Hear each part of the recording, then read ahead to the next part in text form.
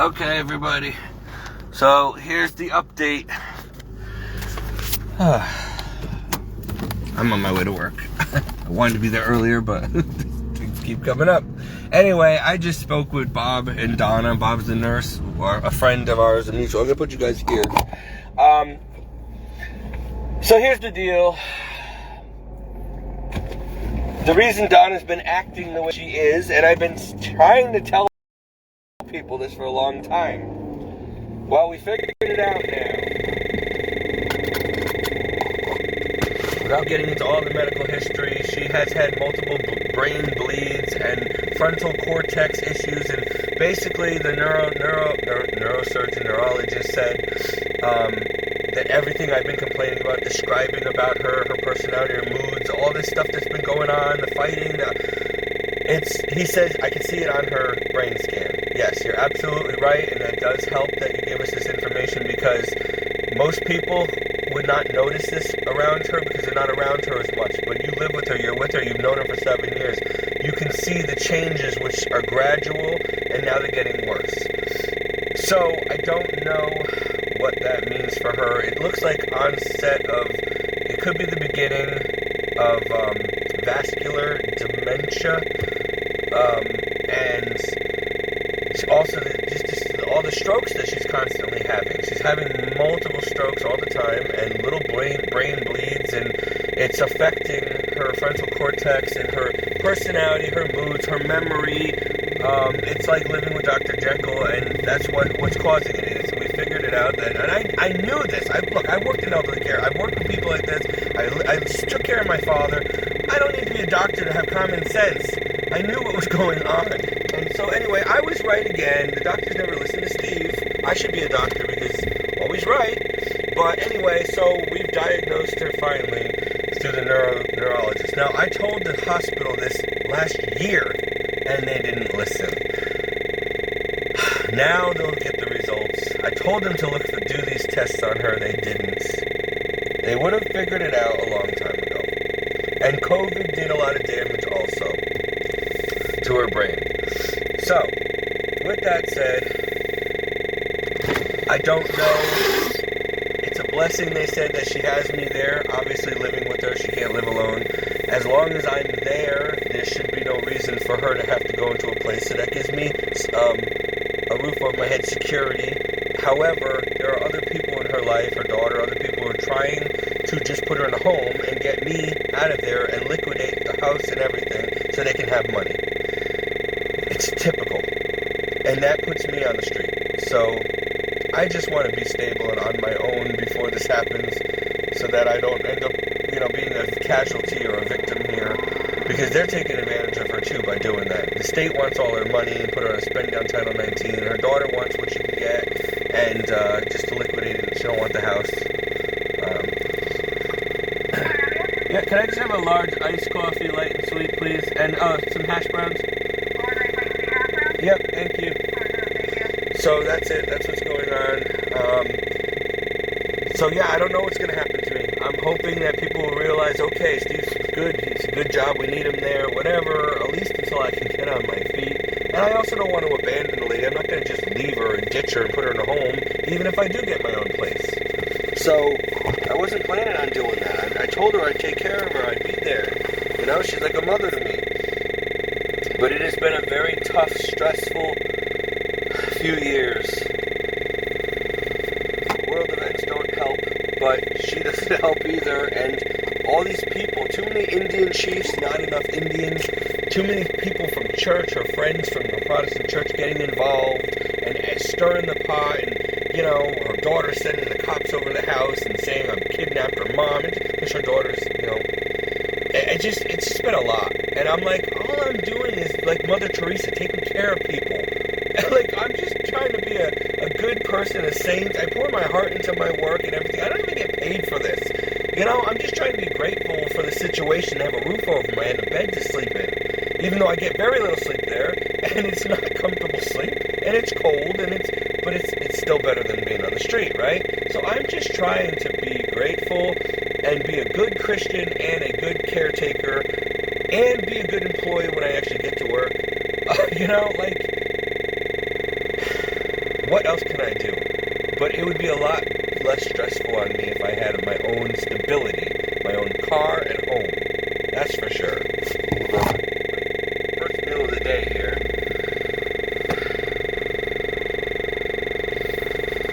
I would end up having a coronary myself. Alright, thank you. My heart's been acting up again a lot too. Coffee doesn't help, but thank you.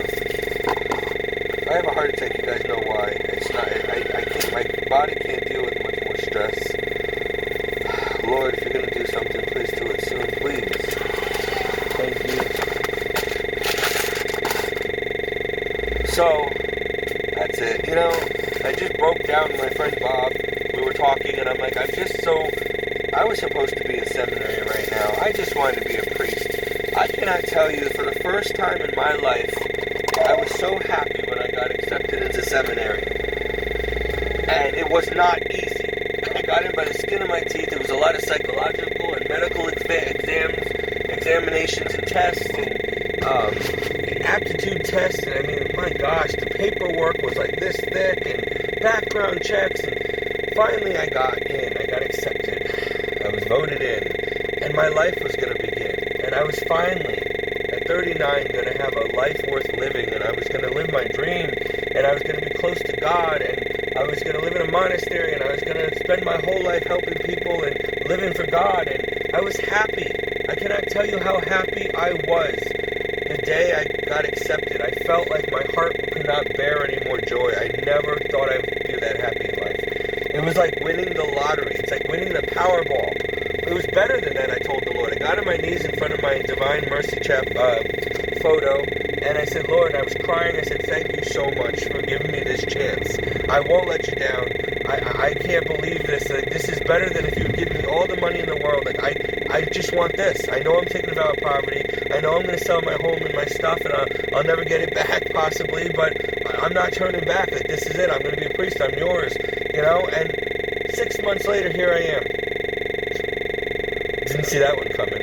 I would not have gone to seminary at all if I knew what I was getting into and that they were going to abuse me there for being traditional and literally abuse me psychologically in every possible way, and then other terrible things that had happened. They tried to get rid of me. The church tried to kill me, to get rid of me, kidnap me. And then when I got away from that and called the police, they were taunting me even more until I left. So, I mean, this is just... And now they're saying, oh, he's mentally got mental problems and whatever. So, just to try to ruin my reputation so nobody will believe me. And that's what they do. A lot of people can tell you, a lot of seminarians will tell you that if you don't make it as a priest, they will get rid of you. And how do they get rid of you?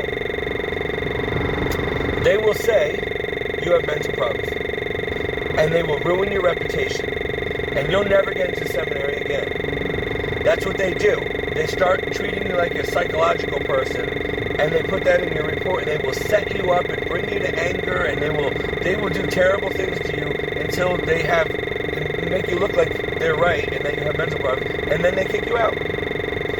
Me, I left because I knew they were going to try to do that. And when I got wind that they were trying to do that, I'm like, I'm not going to let you do that to me. So I left. Well, I was also told that if I leave first, before they have a chance to try to get me out of there, I can join another seminary. I'll save face, you know? Well, no, they put it in my record, and now no other religious order, diocese, or seminary will ever accept me. I don't know what they wrote in there, but I know it's so bad that 66 other places I've applied to all wanted me. They all wanted me. Until they talked to the seminary. And then they just dropped me like a hot rock. Some of them just never answered my calls again. Other ones laughed in my face and hung up. Other ones said, absolutely not, click. And I'm like, and none of them will tell me what is exactly being said about me. But I'm telling you, and God knows, it is a bunch of horse crap, lies upon lies from the pit of hell, just to discredit me, because this New World Order, the New World Novus Ordo regime in the church, this LGBT garbage regime, satanic priesthood in there, They don't want people like me in there who are going to preach the truth. They don't want good, conservative, holy priests anymore. They want these young guys, the gayer, the better. And if you think I'm lying to you, I was there. Watch Church Militant. They're not lying to you, I'm telling you. This is what happens. The church is in serious crisis and trouble. And they know it, and they don't care. They want to take over. And they're getting guys in there. They like good-looking young guys. They're good-looking, better-looking the better. And the younger the better. So 18 and up, so that they can mold them and brainwash them into... And they don't teach you the Bible and all that. No. They teach you about philosophy and all this other stuff. And they tell you, they encourage you to do exactly what Jesus said not to do in the Bible. Which is, lean on your own wisdom and understanding. Your own reasoning and understanding. The Bible is really just more like a story or a book of guidelines. That's what my professors were telling me. And these are priests. I wasn't going to last very long there. I was doomed from day one, and I was warned before I even got there. You had better be formable. You had better not be a traditionalist. We don't like bringing older guys like you in there because it's too formed already, too set in your ways. You're too rigid. You're too traditional. You need to be open-minded if you're going to survive here, Stephen. You need to be willing to change your views. You need to be willing to compromise, basically. They didn't use the word compromise. They found clever other ways around it. But basically, you need to be willing to compromise your faith in Christ, your Christianity, if you're going to be one of our priests. God forgive me, but I'm telling the truth here. So yeah, I knew I was in trouble when I got there, and there was no turning back, and they even said, where are you going to go?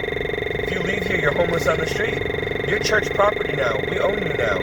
You belong to us. You'll do what we tell you to do. If we kick you out, then we kick you out.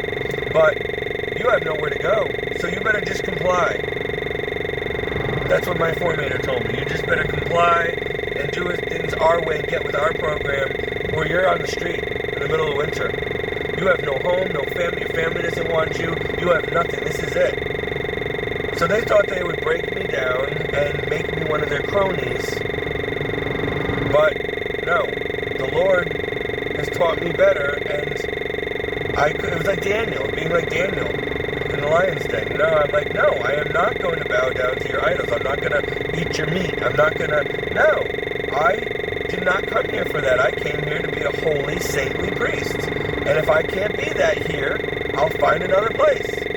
Well, they even told me that we're not going to let you ever get into another place. If you leave here, that's it.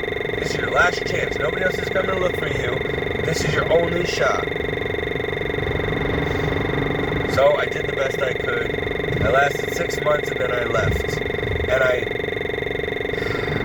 part of me is regretting that now, because why couldn't I just be quiet and shut up and just play their game until I got ordained? Why couldn't I just I had a roof on my head, a luxurious apartment. I was going to have a $500,000 education, a master's degree.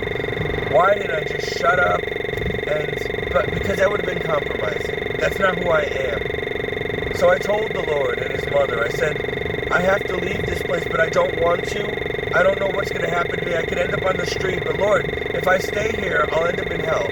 I won't be able to be a holy priest. I'll compromise. I won't be able to... Lord, I can't. These people are evil. I can't do this. Please, I'm going to leave, and please forgive me, because I don't want to walk away from my vocation in the priesthood, but if I leave, will you please not let me die on the street? Please be there for me. I don't want to leave you, Lord. I don't want to leave this opportunity, but I don't have a choice. So I left. And he has provided for me ever since. But it has not been easy, because we had to battle the world, the flesh, and the devil. And there are people who have just been against Donna and I's friendship for the past 7 years, against her hanging around a Catholic, against her cohabitating with a young man. Hello, I'm her caregiver. I'm not just a man, and there's nothing romantic here, but these people are sick. They think like the world. They don't think like Christians. And you know the worst part of it is? She's got these supposed Christians in her Protestant church telling her, I wouldn't let Steve use my my car. I wouldn't even let my own son drive my car. Sink or swim. I wouldn't let him live with you. I wouldn't do this. I wouldn't help him. I wouldn't help. And you're a Christian? What kind of Christian directly disobeys the commandments of God, which is love thy neighbor as thyself, which is go feed the hungry, shelter the homeless, clothe the naked, the corporal and spiritual works of mercy, the Beatitudes. And these are Christians, even her own pastor, telling her, no, don't do that, don't help him, let him go into a homeless shelter. How can you do that? How can you do that? And then call yourself a Christian? And they know I'm a devout Catholic Christian man. They knew I was in seminary. And they're telling her, don't help him, let him go on the street, don't help him. And I said, Donna, hello, you're coming to my church, because that's not a church. Oh, by the way, they have a gay organist who's married to a man, and they had a female lesbian married to a woman pastor with a collar, and they had a pride flag hanging outside the church. That's Christianity? I'm sorry, did I fall and smack my head on the pavement? Hello? I feel like I'm in the Twilight Zone. And you're gonna say I'm a problem? No, don't help Steve? You guys are not Christian. I don't know what you are, but how dare you? How dare you do any of those things? It's an affront to God. And then you're gonna go tell her not to have anything to do with me? I'm no good? I know that Bible. I'm trying to live by it. You people don't. You go to church. I don't care if you go to church every day until Jesus returns. You're not going to heaven if you're going to endorse that garbage. I feel like this whole world is crazy. Crazy. There's no morals or ethics. There's no love. There's no common sense. People don't understand the Bible. Oh God, please end this soon. What a nightmare. What a nightmare. I'll be happy with a cabin in the woods. I have been trying to figure out how to live off grid. Can I move to Sweden or something, live in the woods? You need money. You need money to do anything. So I'm stuck. I'm on this hamster wheel, trying to be grateful every day, not doing a very good job of being a good example lately. Bob just yelled at me and said, you're not trusting God. Has he ever disappointed you? Has he ever let you down before? Then why are you not trusting him? Do you really think he's going to put you on the street? And even if he does, that's his will. I don't want to hear that right now, Bob. So, yeah, that's where I'm at. But I'm at work now. I don't know how this story's going to go or end, but that's my update now. And now Donna's like, listen, I'm not trying to put you out. I mean, you can stay here. You're fine, whatever. I'm like, Donna, you've got the state involved now. Social workers and all these other people who are trying to get rid of me and telling you, don't worry about Steve. We're not concerned about Steve. He can go on the street. We're concerned about you. You're our elderly patient, not him. Thanks, everybody. Thank you. So my life is garbage? I should just, after 7 years of taking care of this woman, saving her life 4 times, I could just die? I'm expendable? Just throw me to the street to die? Thank you so much. Oh, I can't stand people. Honestly, God forgive me. Give me patience and love, Lord, of these people, of enemies. Please, Lord, I'm lacking in love these days. I ask you, send forth your Holy Spirit and help me to love all people the way you do, Lord. I used to, but I'm breaking down, Lord. It is hard to love these people when they have stony hearts and can care less about me or anybody else. Help me to love them anyway.